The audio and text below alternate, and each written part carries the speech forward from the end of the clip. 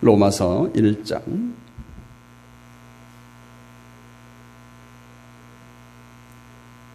로마서 1장 16절과 17절입니다. 우리 두 절인데 같이 읽도록 하겠습니다. 로마서 1장 16절 17절 같이 읽습니다. 내가 복음을 부끄러워하지 아니하노니 이 복음은 모든 믿는 자에게 구원을 주시는 하나님의 능력이 됨이라. 먼저는 유대인에게요 그리고 헬라인에게로다. 복음에는 하나님의 의가 나타나서 믿음으로 믿음에 이르게 하나니 기록된 바 오직 의인은 믿음으로 말미암아 살리라 함과 같으니라. 아멘. 찬양 한 장 드리고 말씀 나누겠습니다.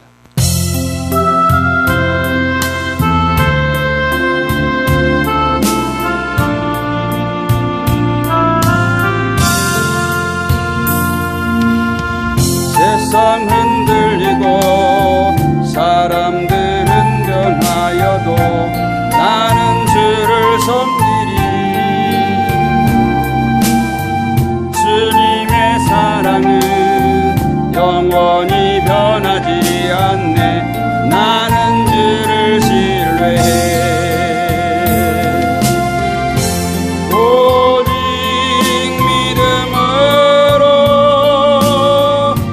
믿음으로 내가 살리라. 오직 믿음으로 말미암아 살리라. 믿음 흔들리고 사람들 주를 떠나도 나는 주를 섬기리. 나라는 영원히 쇠하지 않네. 나는 주를 신뢰해. 오직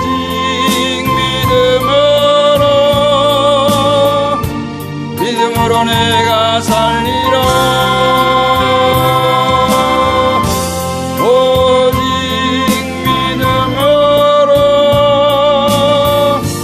믿음으로 말미암아 살리라. 오직 의인은 믿음으로 말미암아 살리라. 오직 의인은 믿음으로 말미암아 살리라.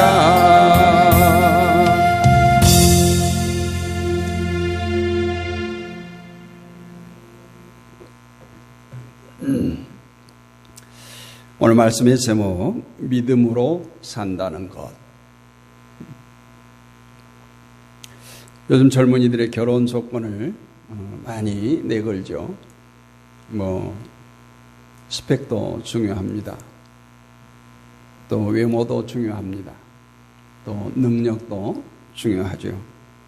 근데 우리 크리스찬 청년들에게는 믿음도 중요합니다. 그러니까 참 어려운 거죠, 사실. 믿음만 좋아도 되는 것이 아니고 세상에서 갖출 것도 다 갖추고 믿음도 좋아야 되기 때문에 참 선택이 더 어려운 것 같습니다. 죽음은 피조물인 인간에게 누구도 피할 수 없는 과정입니다. 죽음은 인간 모든 것을 무로 만들어버리기 때문에 참 애석합니다. 천하에 둘도 없는 재능과 힘과 능력을 가진 자라고 할지라도 죽음 앞에서는 그 모든 것들이 아무것도 아닙니다. 때문에 죽음 앞에서는 누구라도 겸손해질 수밖에 없고 인생의 헛됨, 허무함을 깨닫게 됩니다. 그런데 문제는 죽음이 그 모습을 드러내고 다가왔을 때 비로소 그 죽음에 대한 의미를 깨닫게 되는 것이 인간의 어리석음입니다.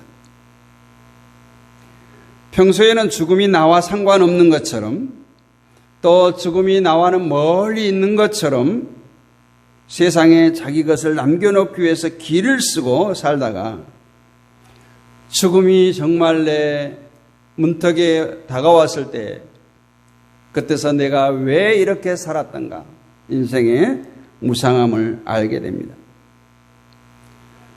죽음은 누구나 할 것 없이 내 앞에 엎드려져 있는 실제임을 우리는 잊어버려서는 안 됩니다.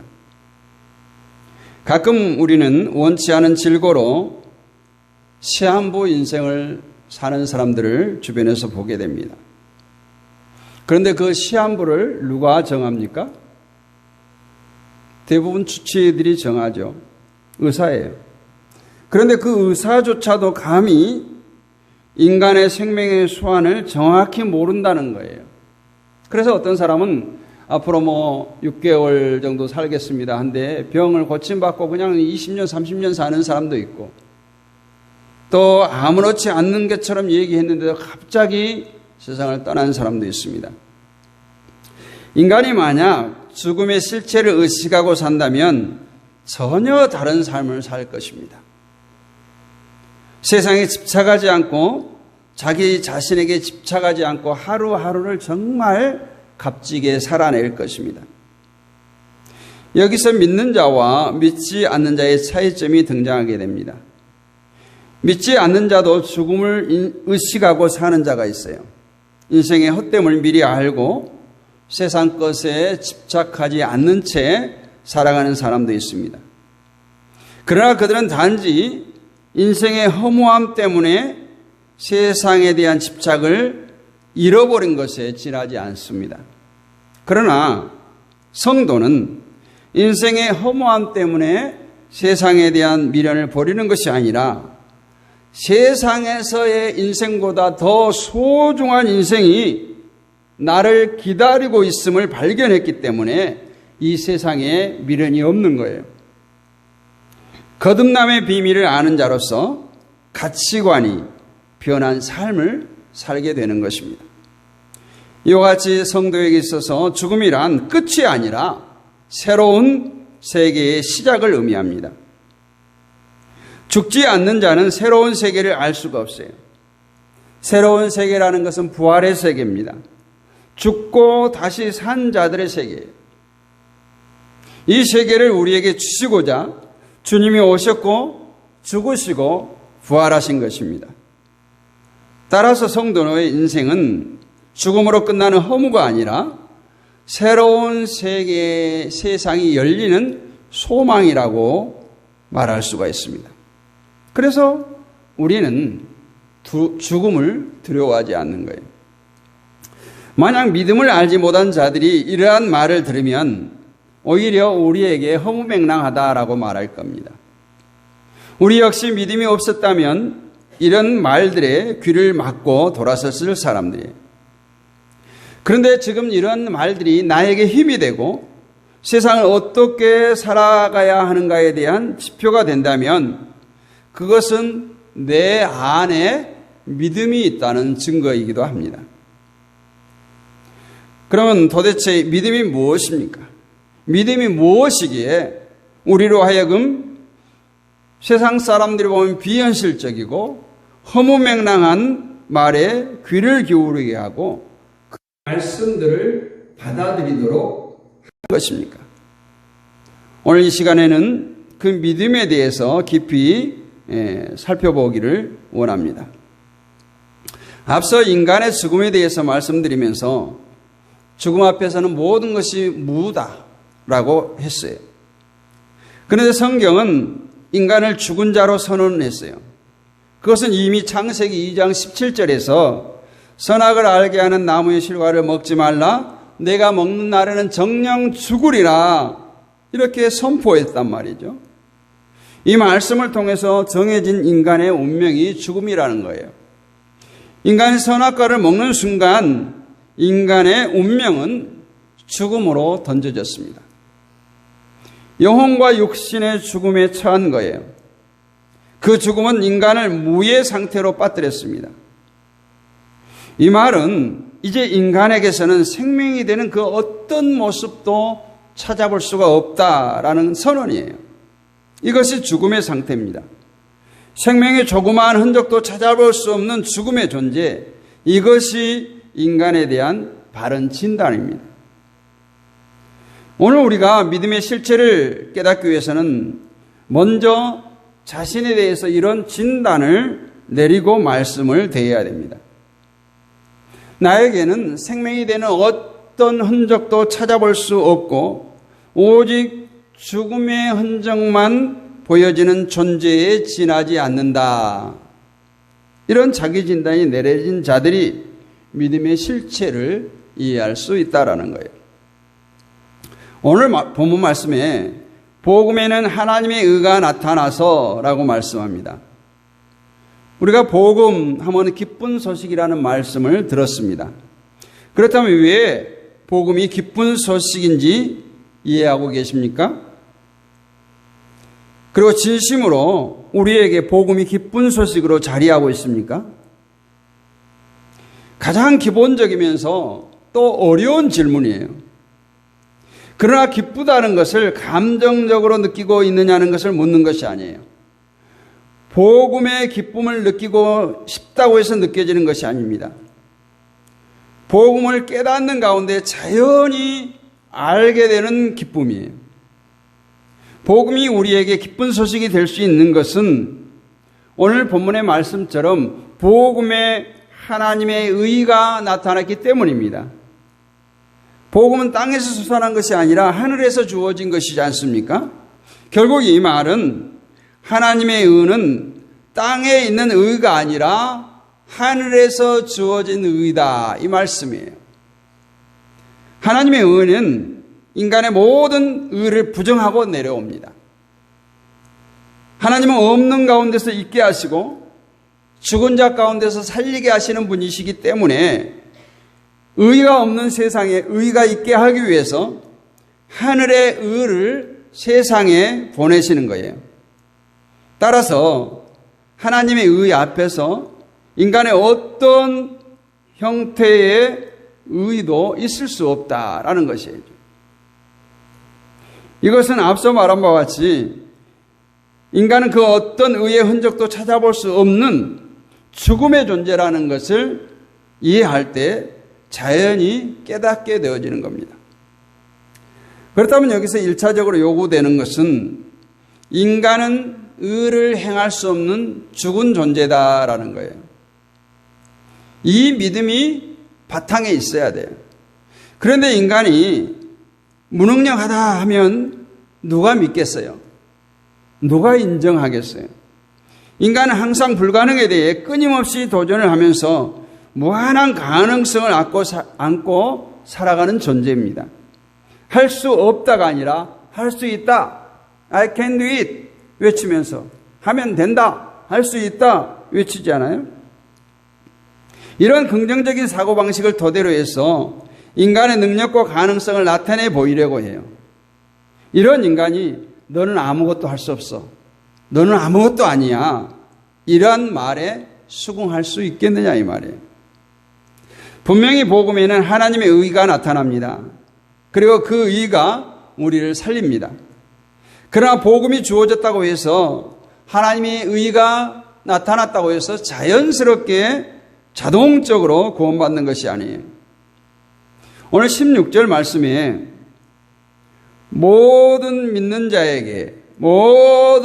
자에게 구원을 주시는 하나님의 능력이 됨이라 이렇게 말씀하는 것 같이 믿어야 된다는 거예요. 믿지도 않은데 영생이 주어지는 법은 없습니다. 그런데 문제는 그 믿음이 과연 우리에게 있느냐 하는 거예요. 믿음이란 인간은 죽은 존재고 무능력하고 무가치한 존재라는 자기 포기를 말하는 것인데 과연 이런 믿음이 우리 안에 있느냐 이 말이에요. 하나님은 믿음을 요구하고 있지만 그 믿음이 우리에게 있느냐 질문을 할 때 답은 없다예요.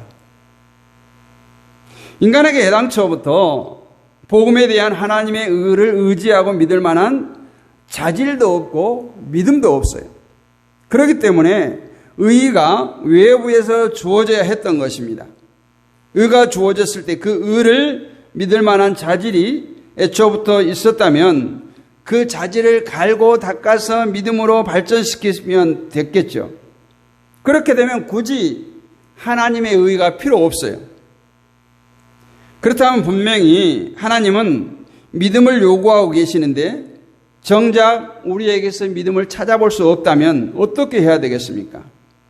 그래서 오늘 본문에서 하나님의 의가 나타나서 믿음으로 믿음에 이르게 한다 이렇게 말씀하고 있어요. 이것이 기쁜 소식이에요. 이것이 복음이에요. 믿음이 없는 우리를 믿음에 이르게 하기 위해서 하나님의 의가 나타났다는 것이에요. 이것이 복음입니다. 믿음이 없는 우리에게 믿음이 생겨났다는 것이 얼마나 기쁜 소식입니까? 이것이 없는 가운데 있게 하시고 죽은 자 가운데 살리시는 하나님의 일이에요. 그러면 우리를 믿음에 이르게 하는 하나님의 의란 무엇을 말합니까? 바로 예수 그리스도예요.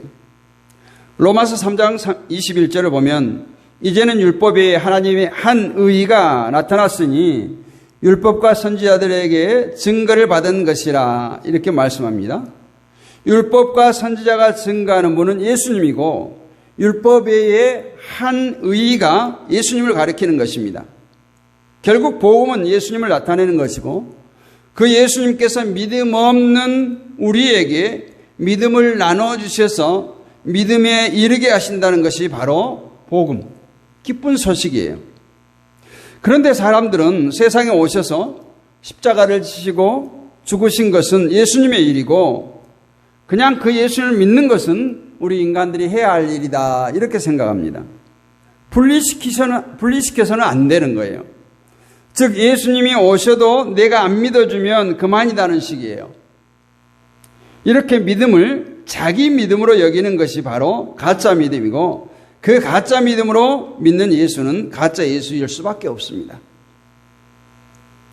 예수 그리스도의 오심이 놀라운 은혜이고 사랑인 것은 그리스도가 오심으로 믿음 없는 우리에게 일방적으로 믿음을 주셨기 때문이에요. 주님이 오셔서 나를 위해서 십자가 지시고 죽으신 것을 믿습니다 라고 해버리면 십자가 지신 것은 주님의 일이고 그것을 믿는 것은 나의 일이라 이렇게 돼버린 거예요. 결국 나도 뭔가 한 일이 있지 않느냐? 주님이 오셔서 나를 위해서 십자가 지시고 그것을 믿을 수 있는 믿음까지 주신 놀라운 사랑과 은혜에 감사합니다. 이것이 사라지는 거예요. 주님이 오셨다는 것이 더 자신에게 접근되고 사실화가 되는 것은 구원을 위한 인간의 일은 전혀 존재하지 않고 다만 그것을 감사하고 기쁨을 누리는 것만 있을 뿐이에요. 이것이 바로 믿음으로 믿음에 이르게 한다 이 말씀입니다. 사람들은 자꾸 자기의 행함에서 믿음을 좀 나타내 보이려고 합니다. 예수님이 오셔서 십자가 지신 것을 내가 믿어야 하지 않느냐? 그러나 인간에게는 믿음이 없다는 것을 이미 구약을 통해서 낱낱이 증거되어졌습니다. 만약 구약의 이스라엘에게 믿음이 있었다면 그들이 하나님을 믿지 않았겠습니까?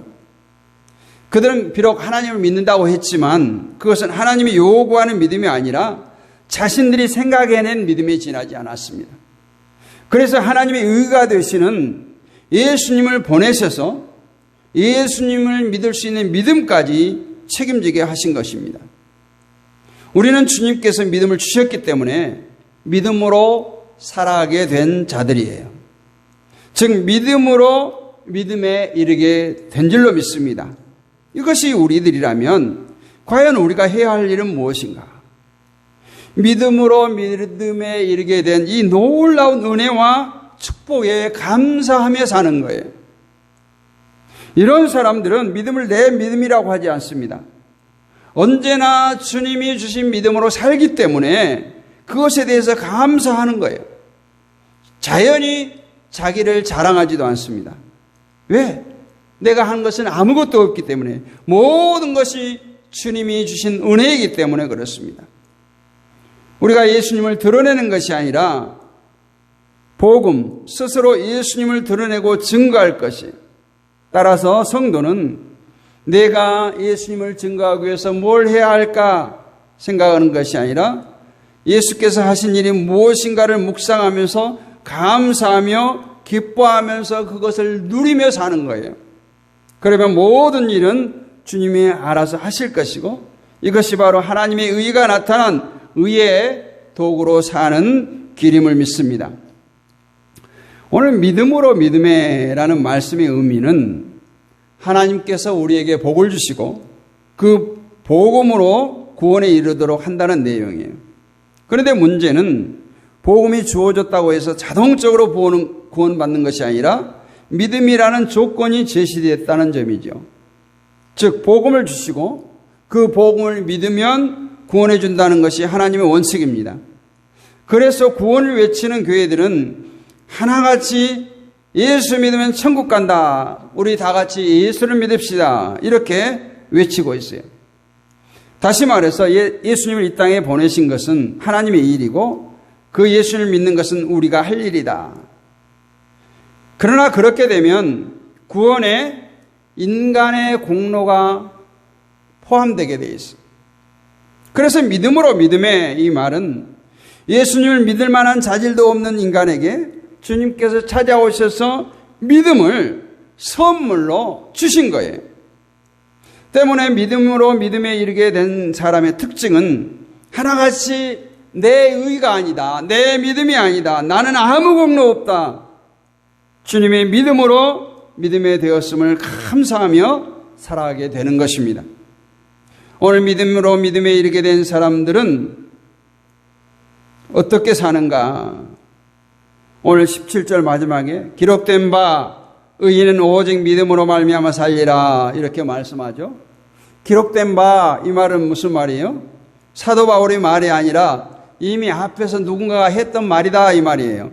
이 말씀은 하박국 2장 4절에 나오는 말로서 하나님께서 하박국 선지자에게 했던 말씀이에요. 하박국 2장 4절 보라 그의 마음은 교만하며 그의 속에서 정직하지 못하니라. 그러나 의인은 그 믿음으로 말미암아 살리라는 거예요. 따라서 우리는 왜 사도 바울이 복음에는 하나님의 의가 나타나고 믿음으로 믿음에 이르게 한다는 말을 하면서 이 하박국에서 나오는 말을 인용하고 있는가를 우리가 이 시간에 깨달아야 됩니다. 그러기 위해서는 먼저 하박국의 말씀을 이해해야 돼요. 하나님께서 의인은 믿음으로 말미암아 산다는 말을 하박국 선지자에게 하게 된 동기는 하박국 선지자가 하나님께 불만이 섞였던 질문을 던졌을 때 했던 말이에요. 그것이 무슨 불만이었느냐? 왜 하나님을 믿으면서 의롭게 사는 선민들이 불의한 자들에게 핍박을 받으며 살아야 합니까?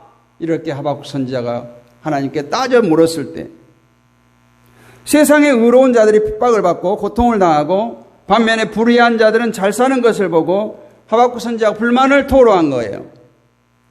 우리도 하박국 선지자 같은 생각을 많이 하지 않습니까? 사람들은 재앙을 당해야 할 사람들이 따로 있다. 남에게 해를 입히며 살아가는 악한 자들은 불행을 당해도 싸다. 저들이 행복을 누리며 살아가는 것은 가당치 않다. 이렇게 생각합니다. 재앙은 착한 사람, 나쁜 사람, 신앙이 좋은 사람, 좋지 못한 사람 구분 없이 찾아옵니다. 금년 여름 폭우로 인해서 많은 사람이 죽고 재산을 잃었죠. 그 폭우가 나쁜 사람들에게만 골라 내렸습니까? 교회 안 다니고 신앙이 좋지 않는 사람에게 골라서 내렸습니까? 아니에요. 누구나 구분 없이 폭우의 피해를 입었어요.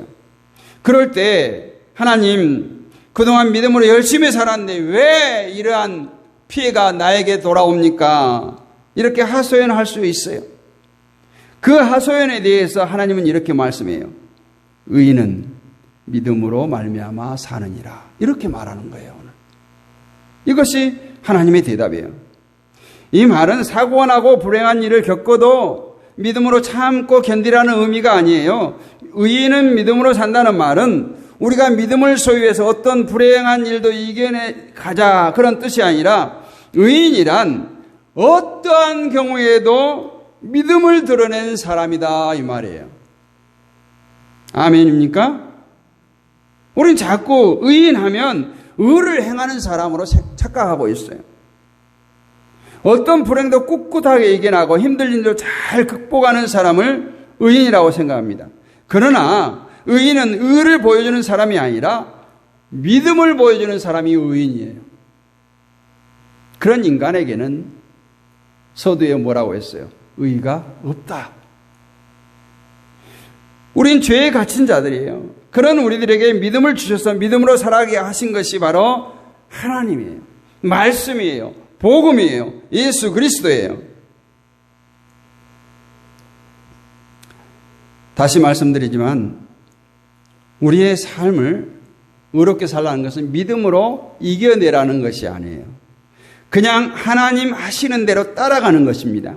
하나님의 의를 믿는다면 그 의만 바라보면 되는 것이지 세상에서 어떤 일이 있든지 왜 그것을 바라봅니까? 그래서 하박국 선지자는 하박국 3장 1절에서 선지자 하박국의 기도라 여호와여 내가 주께 대한 소문을 듣고 놀랐나이다. 여호와의 주는 주의 일을 이 수년 내에 부응케 하옵소서. 이 수년 내에 나타내시옵소서. 진노 중에라도 긍휼을 잊지 마옵소서.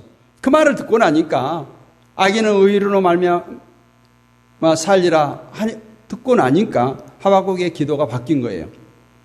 결국 하박국 선지자는 믿는 신자가 왜 세상에서 핍박을 받고 어려움을 당하느냐는 믿음에서 우리를 의로 인도하시는 하나님께서 모든 일을 이루어 가실 것이고 하나님이 그 뜻을 성취할 것이라는 믿음으로 달라지게 되는 것입니다.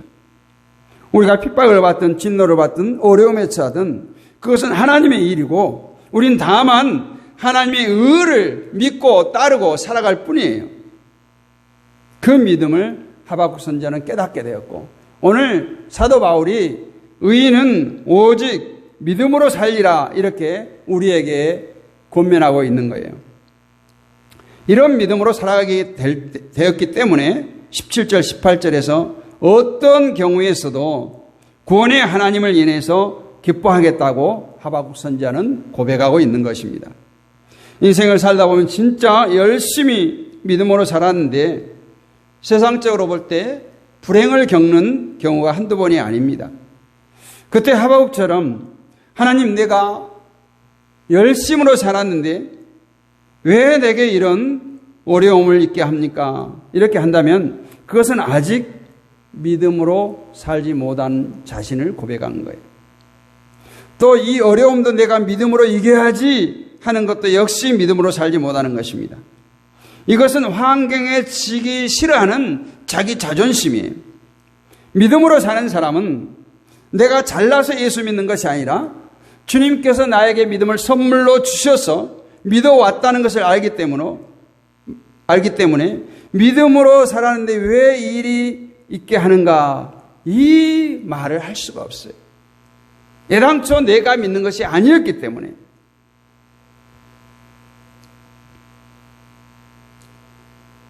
로마서 10장 17절 말씀 보면 그러므로 믿음은 들음에서 나며 들음은 그리스도의 말씀으로 말미암느니라.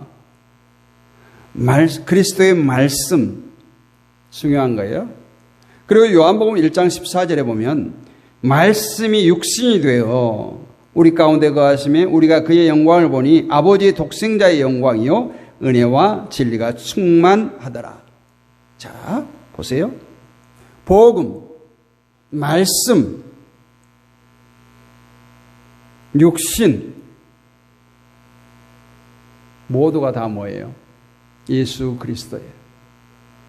믿음으로 산다는 것은 모든 것이 하나님의 선물이고 우리는 모두 그 예수 그리스도의 보혈의 은혜로 성령의 은사로 받은 완벽한 믿음의 소유자가 됨을 아는 것, 그것이 바로 믿음으로 사는 거예요.